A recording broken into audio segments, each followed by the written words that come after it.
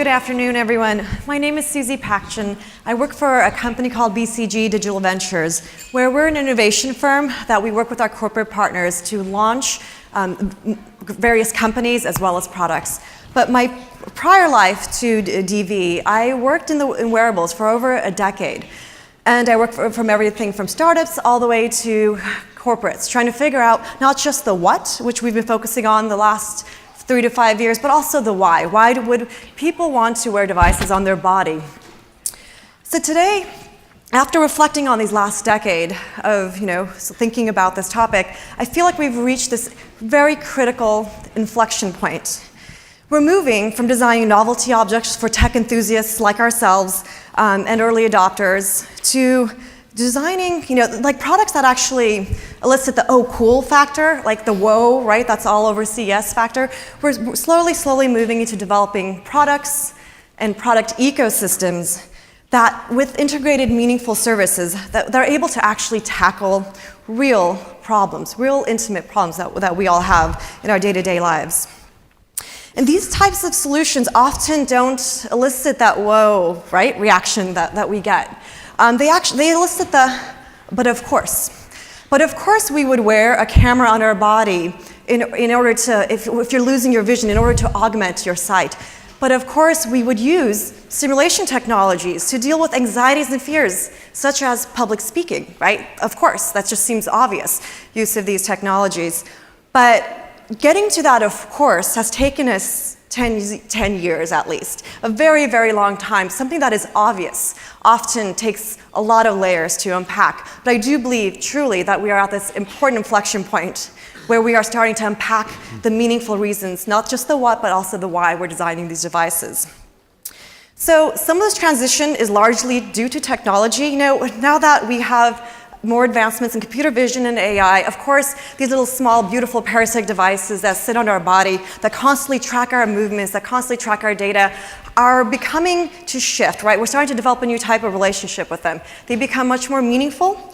We are able to rely on them as assistants. They're there as coaches. They're there to help us not only understand the multiple data streams, but to give us meaningful insights and recommendations that we can action upon as a collective. So today, what I'm asking our panelists to do is to think about how and discuss how a body on a camera has very different meaning in very different contexts, and we'll unpack that narrative.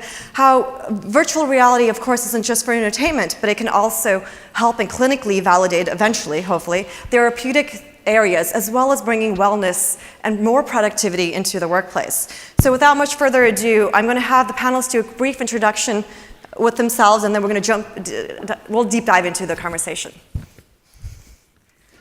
You want me to start now? Yeah. Okay. My name is Dr. Heidi Forbes-Ista, and I'm a behavioral scientist, and I look at the human relationship with technology, more specifically looking at how we can build a more conscious relationship with technology and be aware of the dynamics of that. My research was originally on wearable technologies, particularly wellness wearable technologies and presence of mind. And out of that came my book, Digital Self-Mastery, which, by the way, I'll have some copies in the back at the end if people are interested. But really, it's more about understanding how we integrate technologies more seamlessly into our lives and overcome the anxieties or addictive behaviors that may be related to them so that we can really have a more cohesive relationship. So, thank you. Yeah, thank you. I'm Dr. Jonathan Wexler, and I specialize in artificial intelligence, and I'm here to present the Orca MyEye, which is the most advanced wearable device that you can get anywhere on this planet. And it is. And it can read to you and recognize friends and family and colleagues and a lot more. And I have, I'm very interested to hear what you have to say about that. Because our goal is to enable people to reach their full potential as they interact with the environment by bringing the environment to them, not immersing them in virtual environment. Nice. Hi, I'm Wonjin Kim. It's my great pleasure to be here. I'm with Samsung Electronics America. I look after our enterprise wearable product marketing. And being in this role, we're always thinking of how can wearables assist businesses, but also B2B2C, working with healthcare payers and partners to enhance the wellness of the consumers out there. Great, thank you everyone. So I actually want to begin with you, Wanjun. Can you talk to us a little bit about why companies, corporates have a lot of wellness programs, but why behind should companies incorporate wearables into these wellness programs? It's really simple. It's really going after the wellness of the employees, and the reason you're asking why. Companies spend hundreds of billions of dollars a year in the U.S. today in their employee healthcare costs. Companies in the U.S. also are losing billions of dollars in loss in productivity, and Samsung and our partners and customers are addressing the healthcare costs and the loss in productivity with wearables by working with the healthcare systems. And how do you determine the ROI or the success of such of these programs? What are the metrics you guys have set with your partners? One of the key metrics obviously is going to be reducing the healthcare cost, and we work with the benefits managers of the companies, but also the wellness as well as the retention and just happiness of the employees and the engagement level of the employees. Okay, that's great. And can you talk a little bit about these partnerships and how it enables the success of these programs, just so people understand? So wearables really started as a basic fitness tracker, counting footsteps, and then evolved into a little bit more advanced of working with platforms and wellness service providers into providing some aggregation of the data for your workforce, or even providing some fun gamification. Now we're at a phase where we're actually working with the healthcare payers and their clients to deploy wearables. And do you think companies need champions, of these wearable devices in order to animate or activate a group, or what have you found, I guess, in your experience? Absolutely, Susie. So it always takes that one or two champion in the organization who says, our company's providing us these benefits, they're giving us, these $400 for wellness, and what do we do with that? So even in our own organization, in Samsung Electronics America, it took a team of champions or the ambassadors to go to the HR and the benefits manager to ask for these employee benefits. Great, thank you. So I want to jump to you, Heidi, because I think you probably have a very strong point of view on this, and you've done some research, I think, in this space. So as wearables enter the workplace, the line between our professional and personal lives they further blur. They're already blurred, but they actually become further blurred. So what are the top 3 things you think a lot of these companies working with Samsung need to consider before deploying such programs? I think initially it's really understanding what the population is, what the key issues are with the population, because depending on what type, particularly when you're looking at corporate, what type of workforce it is. Are they mostly remote, or is their biggest issue that they're sitting too much, for example, versus a remote workforce, helping them just sort of create more of an engagement within the community and a feeling of being part of something bigger. So when you can identify what those key things are, then it's a lot easier to recognize what solution is going to be more effective for them. So something simple like if their biggest issue is sitting too much, you're going to look at different tools like posture correction or fitness tracking or making sure that they're standing and things like that. But if it's more of a high stress environment, you may actually be looking at tools that help people be more conscious of things like meditation or taking a moment to breathe. So it's really understanding who you're working with first, and those things spill over into their personal lives. So that's one. And I think another piece is, I guess, again, in the same way, it's really understanding what that demographic is, because when you're giving them a basic tool that measures sort of your steps, and the people that you're working with are a bunch of triathletes, right, then it's not a very effective tool. So it's really understanding what that population is and where they're going to get their best outcome. The other piece is, like you were saying, the healthcare costs. Actually, a bigger A bigger problem in organizations is not necessarily absenteeism, but it's presenteeism, which is people show up, but they're not checked in. So they're, whether they're distracted by their devices or whether they're not feeling well. And really my research was looking at what are those things that are causing that presenteeism and what can we use wearables for to actually counter those things, to help them with their sleep patterns, to help them with not being so distracted, all of the other different pieces like that. So it's really important to understand what the biggest issue is with the organization before you just come in and say, I have a one-size-fits-all solution. Sure. Yeah. So what about the user's perspective or the employee's perspective? What kinds of benefits, we can start off with the benefits, and what kinds of burdens do these programs or just wearables in general kind of result in?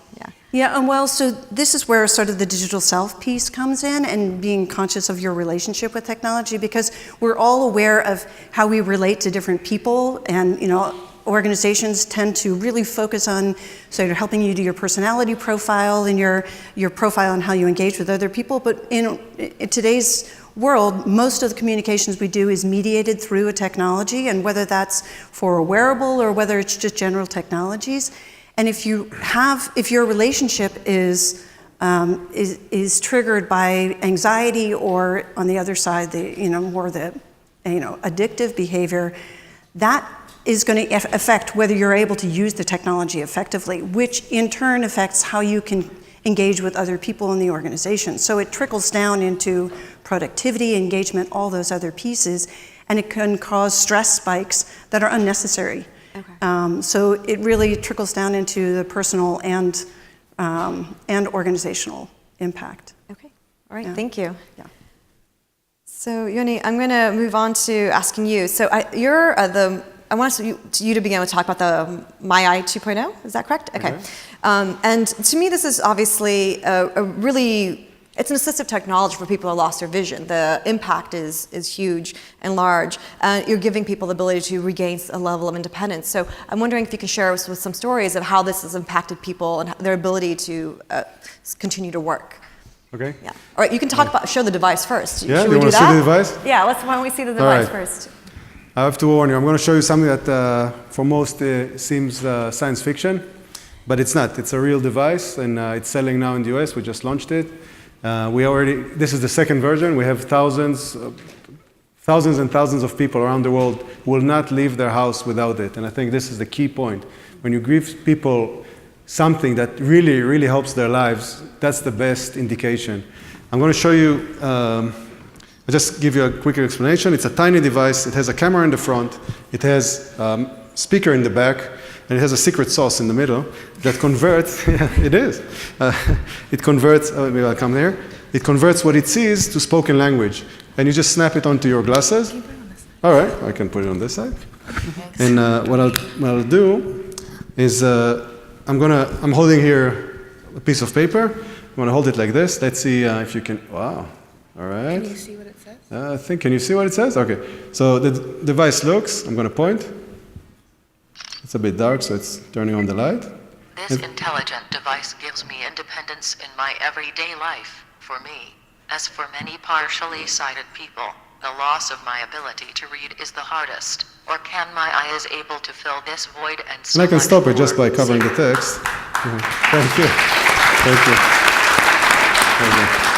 Thank you. And it does work, as you can see. And it can recognize faces and do many other things that for people with low vision are extremely difficult.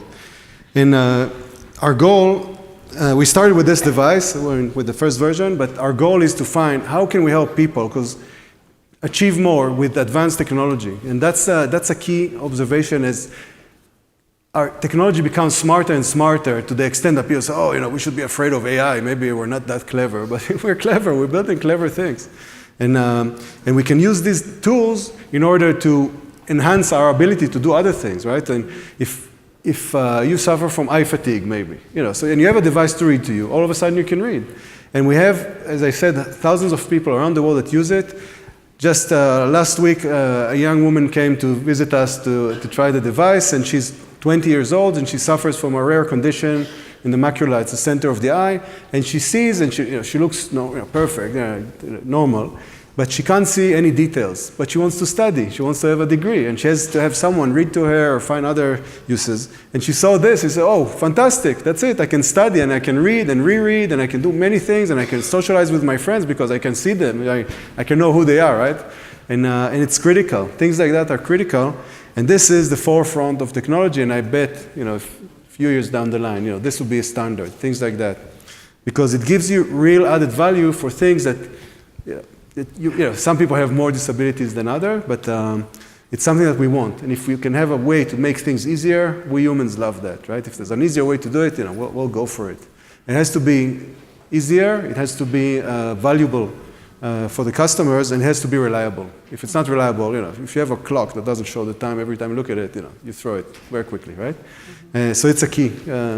These three aspects. And the beautiful implication of this is that you're allowing them to participate in the workforce, right? You're enabling them to participate and contribute. Right. And that is a sense of empowerment for them. So to me, that's really beautiful. And another way to extend on that, we bring the world to them, right? So they have a limitation to perceive some parts of the world. We're all limited, each one of us with different ways, but some of us are specifically limited, maybe in eyesight, and we bring the world to them. And in a way that is extremely intuitive, there's no buttons, right? It's like, you just show, it's working with this, right? And it's extremely intuitive. It fits with their lives, and it brings the world to them. So they love it, right? It's much easier. So Heidi, do you have any advice based on your research or your thoughts based on your research? I mean, this is a brilliant piece. I mean, the simplicity of it, and that's something that's so important, and where the outcome outweighs any kind of, well, okay, I've got this thing attached to my glasses. It may be heavy, but for someone who is, has limitations in sight, that's a very small price to pay for what they're doing. And I think that's really to look at the outcome versus what's the inconvenience, and I think that gets smaller and smaller even in the 2 years since my study, the size of things has come down, the batteries have gotten smaller, the sensors have gotten smaller, and they've become more seamless. And I think, I'm sure 2 years from now, we'll probably see this get smaller and smaller, and that sacrifice will become less and less. And you'll probably see people that, for example, kids that have, dyslexia will be able to use it, and it'll be, that also brings the prices down. So it's really more looking at sort of what's that balance and decision, also for the organizations, when they're looking at how much do we actually gain by bringing in these technologies and trying to roll them out, and there's obviously going to be a learning curve, and people are afraid of being tracked. But actually, in my research, I was surprised to find that very few people had any problem with the privacy issue. They were more, because they saw the value of what was coming out, they were more interested in, how can I make it better? So, when we presented the idea in the final review of the participants and said, well, how would you feel about if you could just swallow a pill that would do all that tracking and you wouldn't even have to think about it? 95% of them said, that sounds great. I wouldn't even have to think about charging it. I wouldn't have to think about it. And they're like, no problem, sign me up. And these were people that were more on the spectrum that we would have thought. Was it global, though? I'm just going to challenge you there. Was it global, or is it U.S.-based, right? It was global in that we had 3 participants that were outside of the U.S. So I just want that context. But yeah, it was 3 out of 100, but still, it was a start. Yeah. And actually the 3 that were out there were probably the ones, they were European-based, so it was still a Western group. But I was actually surprised by how positive people were. Have you found the issue around privacy with companies handing, obviously, these tracking devices to their employees? Has that come up in conversations? It comes up all the time, as you can imagine. But Heidi said it best, it's all about providing value to you. Okay. I'll give you an example. We're working with a partner who's providing fatigue management solutions using Samsung Gear wearables to the mining employees and drivers of fuel trucks and heavy machinery operators. And it's all about reducing the risk of fatigue and the fatalities and the casualties. But to make the wearable work, you have to wear it. And it's measuring your location and measuring your sleep and your activity levels. So there's definitely privacy concerns behind it. But again, when you prove and when you show and prove the value that is providing you, that is there to not be a big brother, but to really help you be safe out there and for you and your loved ones, then they start to adopt. So how does a company show that value? Like, what's an example of that? Usually, it doesn't even have to come from Samsung. It's really the industry and their friends being injured or on the job, and how this can help mitigate that. Okay. That's sort of where the ambassadors come in. And that's, I'm sure you see it with Samsung, but most of the studies and most of the groups that I've spoken with, the key thing is having a couple good case studies within the organization. And it's not necessarily even a written case study. It's more just use cases of people coming forward and saying, this worked really well for me, you should try it. So word of mouth. Yeah, word of mouth. And that spreads like wildfire, and making sure that you identify those people and really reward them for sharing their story so that it has the opportunity to go viral in your organization. Interesting. So. Fantastic. Wanjin, can you talk a little bit about how Samsung explored using VR for a little bit more therapeutic wellness space? Mm-hmm. So we have a chief medical officer on our team, and he and a solution partner and hospitals in the U.S.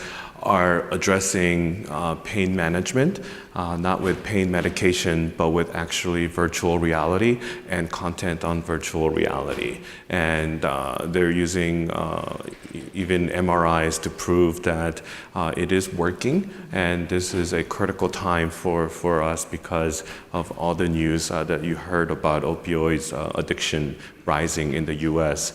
So for certain procedures, now they're able to use virtual reality to lessen or reduce the load of the painkillers and use VR therapy for pain management.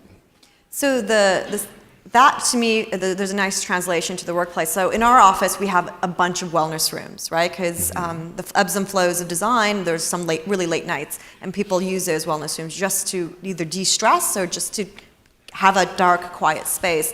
I could imagine using some of these tools as a way to further help people like meditate and really, you're in this private room and using VR as more of an assistive tool for your own personal wellness. This is my personal idea. Just thoughts on using those types of technologies. Do you think they're more beneficial or? I think absolutely. I mean, the key to remember is that each individual is so unique. Yeah. And an organization is made up of individuals. So when you're designing things, every individual is going to have a different takeaway, and so you need to provide a space for them to have that experience. So virtual reality is perfect because you're putting an individual within this space to have that lived experience. Right. And so, it's really, you can't just have, there's no one size fits all tool, but the more options that we can provide and the more variability in them, the individuals will find the solutions that have the greatest value for them. Okay, great. So the workplace is incredibly social, as we all know. We work with people. Most of us don't just work in entire isolation. So I want you, Yoni, to talk about the people factor of this and your new product you guys are working on. All right. Yeah.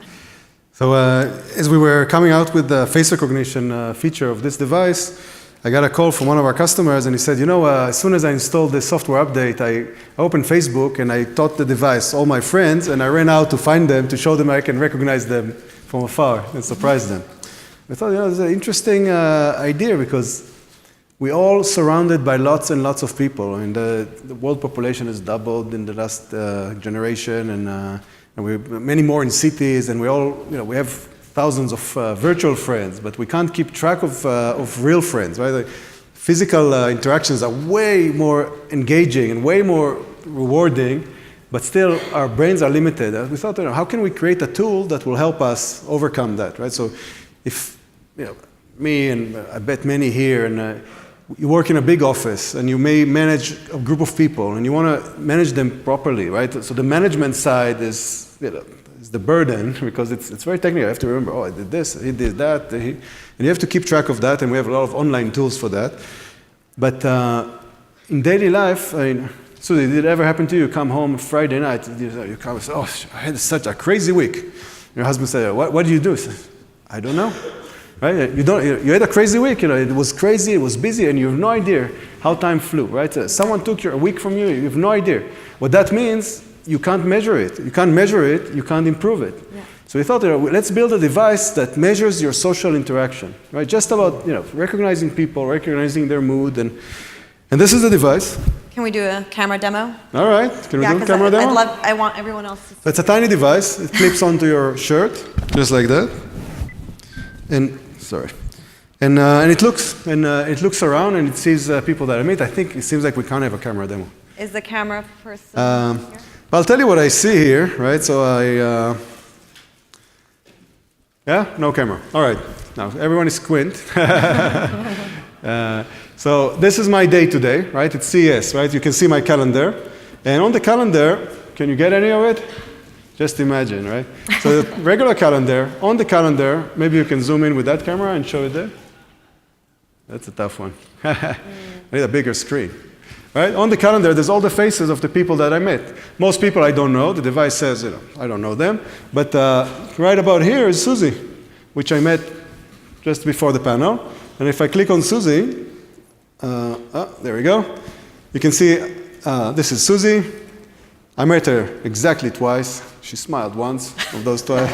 Yesterday. You were tired yesterday. I was tired yesterday. You were. Yeah, and I met you exactly 20 hours ago.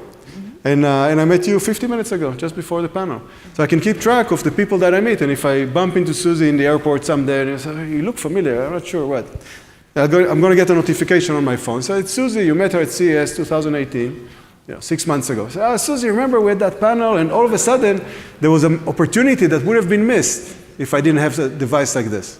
And this requires something that I think is critical, and this is privacy. I know that people are not fully aware of it, but I think privacy is a critical issue. Because if you wear a device that can be used against you, it's, you'll think many, many times before using it. And it happens even in fitness trackers, and you can look it up. And it definitely with something that looks like a camera. So we built it in a way very similar to Device for the Blind. It looks like a camera, but it's not a camera. And it looks like a camera because it has optics, just like our eyes. But it's not like a camera because there's no button you can press to print a picture. Just like a friend, right? So I can say, oh, this is, I met Heidi, 2 days ago. I can't print a picture of that, but I know I met you, right? Mm-hmm. And this is fine, right? So the device keeps track of the people that you meet, not how they look and not how they, you want to show all right. We'll do it quickly. All right, let's see. So you can squint less now. Anything? Sorry, Susie, maybe should we stand up here? No, yeah, totally fine. To switch the camera. That shows something about technology. If there's something that has to connect to something else, it's not going to work. It has to be. We just have to switch. No, it's fine. This is reality, right? Anyone here knows how to operate a Xerox machine? You can't. Some things are extremely difficult, and that's why the devices have to be independent, just for the privacy and for reliability. But anyway, Can you guys switch to HDMI? Sure.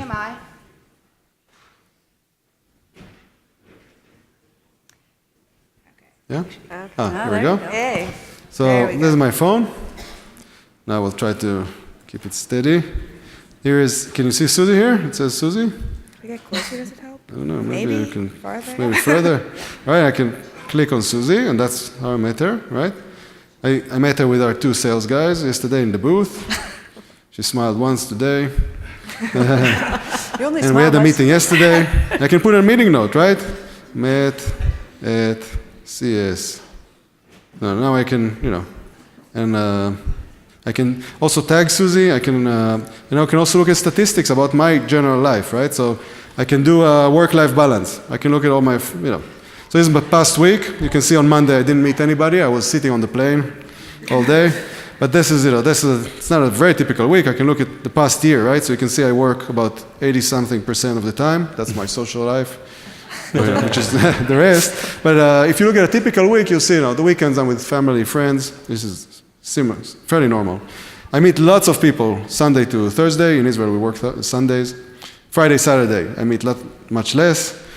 These are the people that take most of my time. Maybe I want to spend more time with some of them, and if I can spend. So if you manage a team, you say, I need to sit more with this guy. I'm neglecting him, right? I can also keep track of the mood, right? So is it up or down? And I can put a reminder, if the team mood is down, just notice, right? So you go to lunch, and you have a conversation with someone, but everyone else is around you, and the device looks and it says, I saw this guy is sad, this is not.